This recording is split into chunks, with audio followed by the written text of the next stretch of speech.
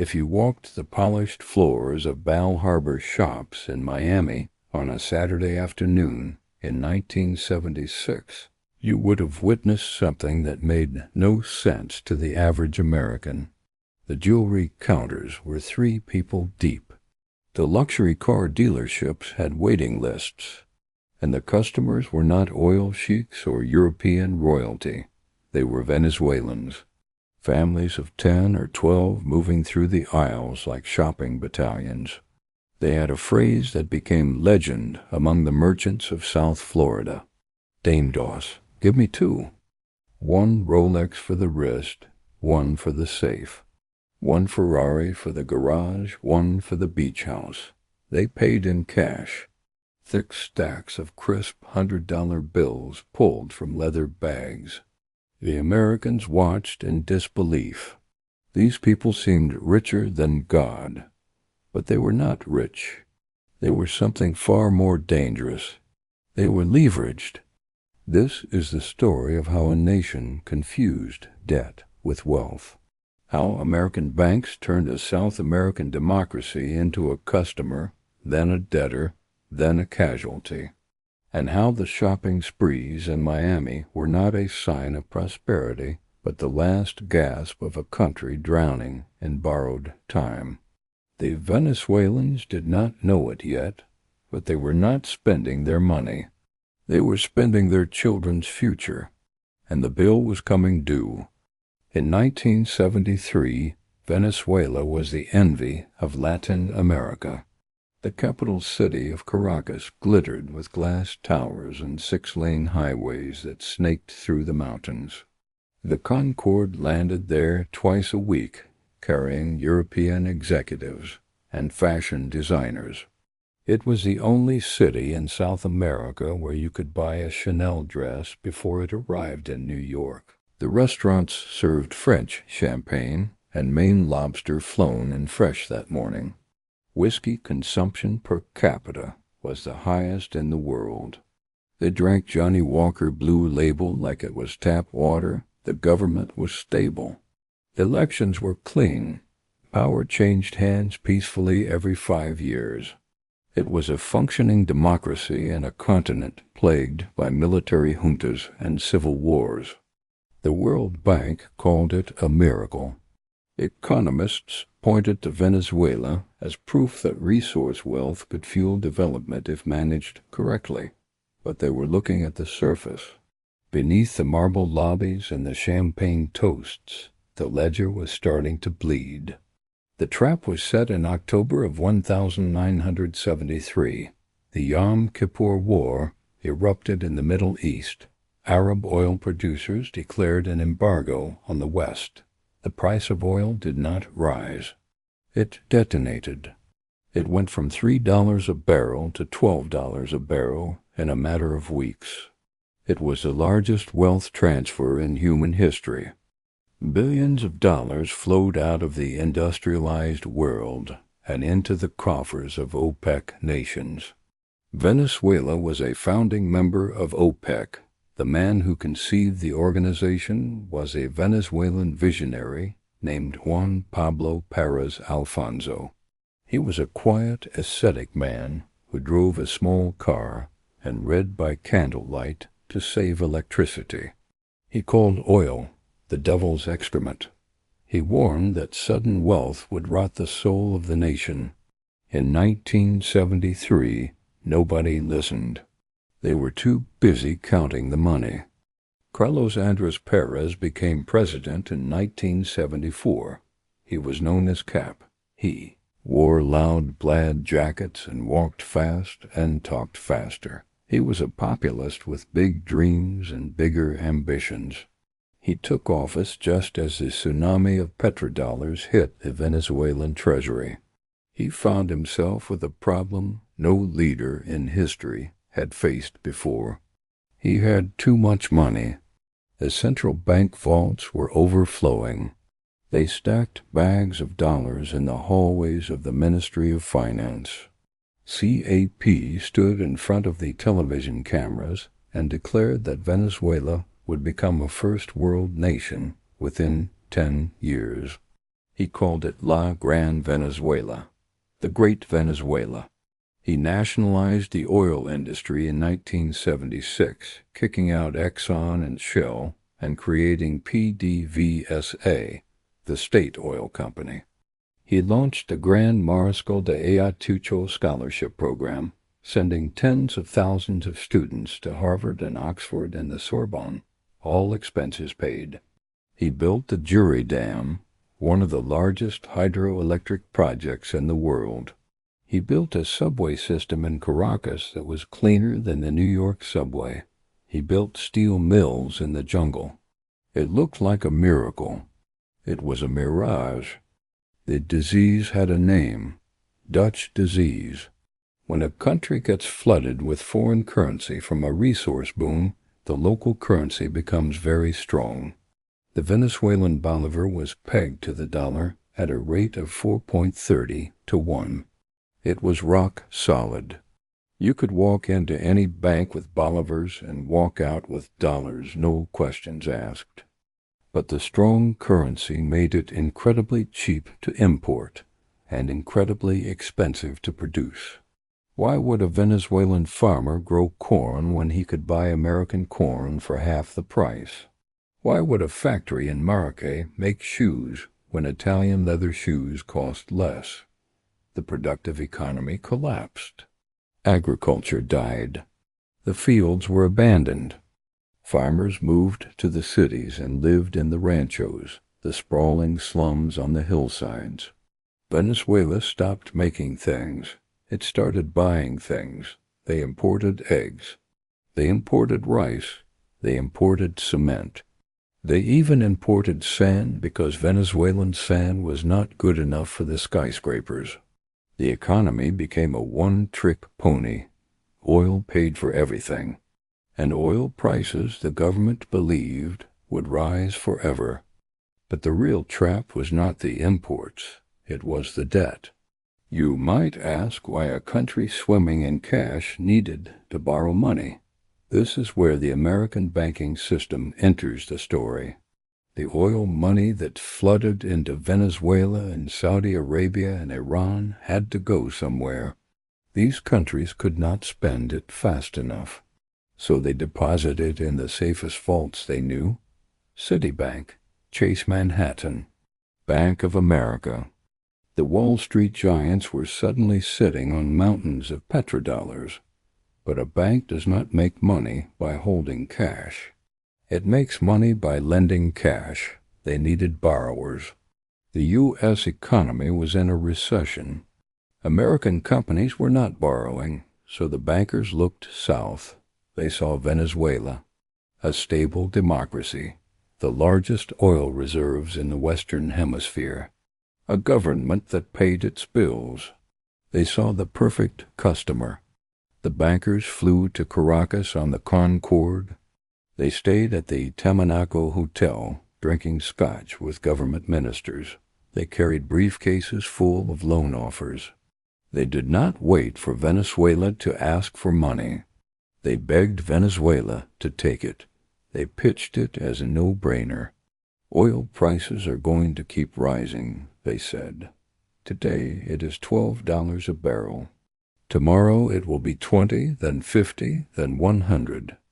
If you borrow $1 billion today at 5% interest, inflation and rising oil revenues will make the debt disappear. It is free money. It is leverage. The Venezuelan government bought the pitch. They borrowed frantically. They borrowed to build the steel mills that were running over budget. They borrowed to subsidize gasoline so the people could fill their tanks for pennies. They borrowed to cover the corruption that was bleeding the treasury dry. The corruption was staggering. When there is that much money moving through a system without oversight, it sticks to people's hands. Government contracts were awarded to the president's friends. Ghost companies received loans that were never repaid. A commission was charged on every barrel of oil sold and every ton of steel purchased. The era produced the 12 apostles, 12 businessmen who became billionaires simply by being close to power. They built mansions in Caracas and bought islands in the Caribbean. They opened accounts in Switzerland and the Cayman Islands. The people called them the bourgeoisie, the oil rich. But the most dangerous part of the borrowing was buried in the fine print. The loans had floating interest rates. The rate Venezuela paid was not fixed. It was tied to the U.S. prime rate. If interest rates in America went up, Venezuela's debt payments would go up too. In 1976, U.S. interest rates were low. Nobody in Caracas paid attention to the contract details. The party was too loud. By the end of the 1970s, Venezuela had the highest per capita foreign debt in the developing world. They owed tens of billions of dollars to the same banks that held their oil deposits. It was a shell game. They were borrowing their own money and paying interest for the privilege. But the music was still playing. The flights to Miami continued. The Dame Dos shoppers filled the malls. The Concorde still landed twice a week. The whiskey still flowed. Then the trap snapped shut. In 1979, Paul Volcker was appointed chairman of the Federal Reserve in the United States. He was a towering man with a cigar and a singular mission: kill inflation. To do that, he was going to do something that would destroy economies across the developing world. He raised interest rates. Not by a point or two. He raised them to 20%. It was shock therapy for the American economy, brutal but necessary. For Venezuela, it was a death sentence. Remember the floating interest rates buried in the loan contracts? Overnight, Venezuela's debt payments doubled. Then they tripled. The country had borrowed billions when money cost 5%. Now they had to service that debt at 20%. At the exact same time, the oil market collapsed. New fields in the North Sea and Alaska flooded the market with supply. The OPEC monopoly was broken. The price of oil dropped. Venezuela's income was falling while its expenses were exploding. The vice tightened. For a few years, the government tried to maintain the illusion. They burned through their international reserves trying to defend the currency. They kept the bolívar pegged at 4.30 to the dollar. They wanted the people to keep believing in La Gran Venezuela. They wanted the middle class to keep flying to Miami and buying Rolexes. But you cannot fight mathematics. The central bank was hemorrhaging dollars. Every day millions left the country as wealthy Venezuelans moved their money abroad. It was capital flight on an epic scale. The 12 apostles were the first to jump ship, transferring their billions to Swiss accounts. Then came the day the music stopped.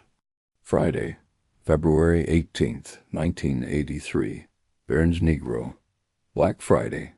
The government announced that it could no longer defend the currency. The bolívar was devalued. The exchange rate of 4.30, the symbol of Venezuelan stability, vanished overnight. The government established a confusing system of multiple exchange rates, but the reality was brutal. The currency crashed. Imagine waking up and discovering that your savings lost half their value while you slept. Imagine being a business owner who owed money in dollars and suddenly your debt tripled. Imagine being a student in London on a government scholarship and the check stops coming and your credit card gets declined and you are evicted from your apartment. The psychological shock was immense. The Dame Dos era ended that morning. The Concorde flights were canceled. The shopping trips stopped. The Venezuelan middle class, which had felt invincible, suddenly felt poor. The lights had been turned on. The room was full of broken glass and unpaid bills. But the financial crash was just the beginning. The 1980s became known as the lost decade in Latin America. For Venezuela, it was a slow-motion collapse. The government was bankrupt. They could no longer borrow from international banks because the banks knew they could not pay. The same American banks that had practically forced loans on Venezuela in the 1970s were now demanding repayment with cold efficiency. They sent teams of lawyers and auditors to Caracas. They demanded austerity, cut social spending, remove subsidies, sell state assets. They did not care that Venezuelan children were going hungry. They cared about their balance sheets. The smiling bankers with briefcases had been replaced by grim accountants with calculators. Venezuela tried to negotiate. They refinanced the debt again and again. But every refinancing came with conditions: more austerity, more pain. The infrastructure built during the boom began to rot. The roads filled with potholes. The hospitals ran out of medicine. The schools crumbled. La Gran Venezuela was collapsing in real time. By 1988, Carlos Andrés Perez decided to run for president again. He campaigned on nostalgia. He reminded people of the good times. He danced on stages and promised to bring back the abundance. The people, desperate for hope, believed him. They voted him back into office in a landslide. They thought that simply by having him in the palace, the oil money would return. They thought he had magic. But when Cap took office in 1989, the cupboard was bare. The international reserves were effectively zero. He had no choice. He turned to the lender of last resort, the International Monetary Fund. The IMF offered Venezuela a bailout package, $4.5 billion to stabilize the economy. But the IMF does not give money for free. They demanded a structural adjustment program. It was called El Gran Virage, the Great Turn. The terms were harsh: lift price controls, privatize state companies, and most explosively remove the subsidy on gasoline. For Venezuelans, cheap gasoline was a birthright. It was the one tangible benefit of being an oil nation. Gas was cheaper than bottled water.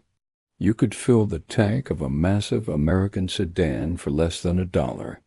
Raising the price was taboo. It was the third rail of Venezuelan politics. But Cap, trapped by the debt and the bankers, agreed to the IMF terms. He announced the package on national television.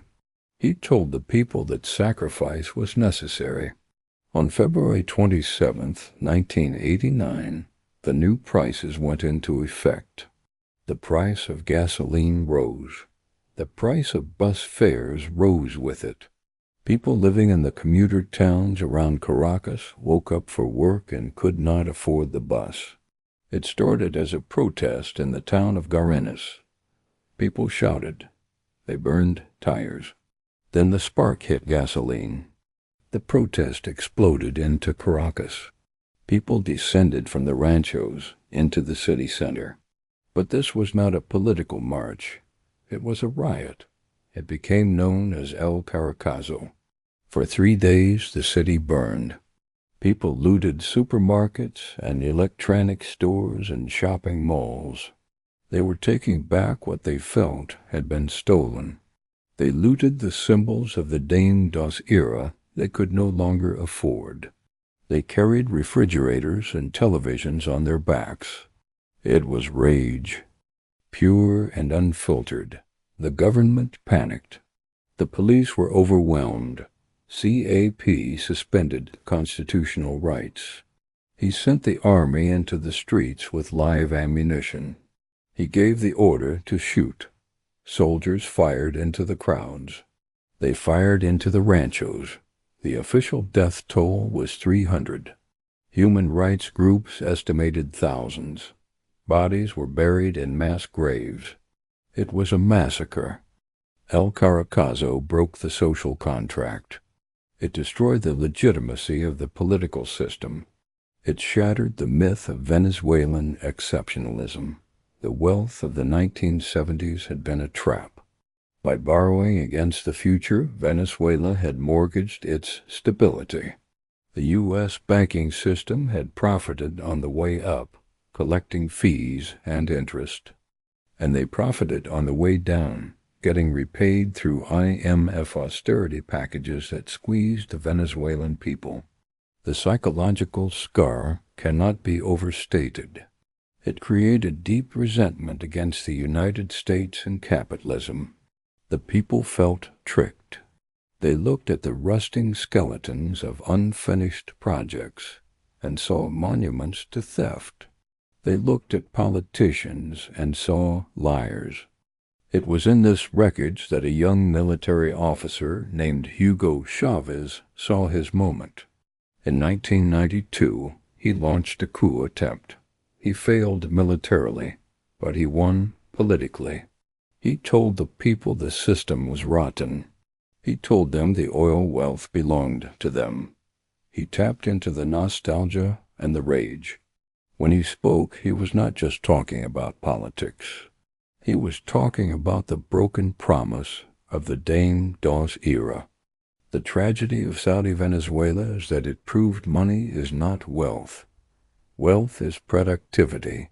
Wealth is education. Wealth is institutions. Venezuela had money, but it did not have the institutions to manage it. The oil made the state autonomous from society. The government did not need tax revenue from citizens, so it did not need to listen to them. It only needed to please the oil markets and the international bankers. When the markets turned and the bankers turned, the state collapsed.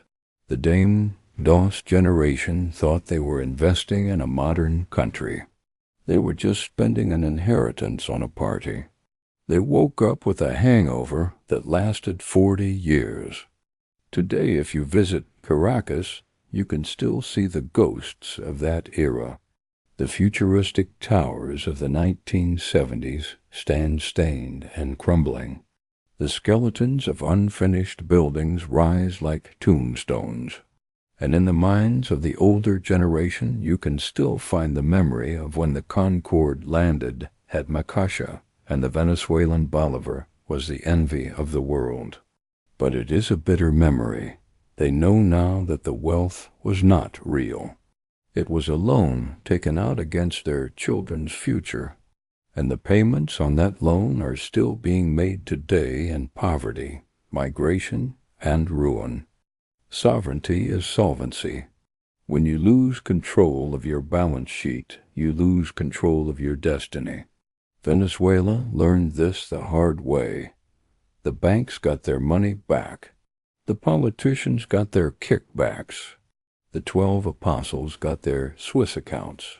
But the people got the bill.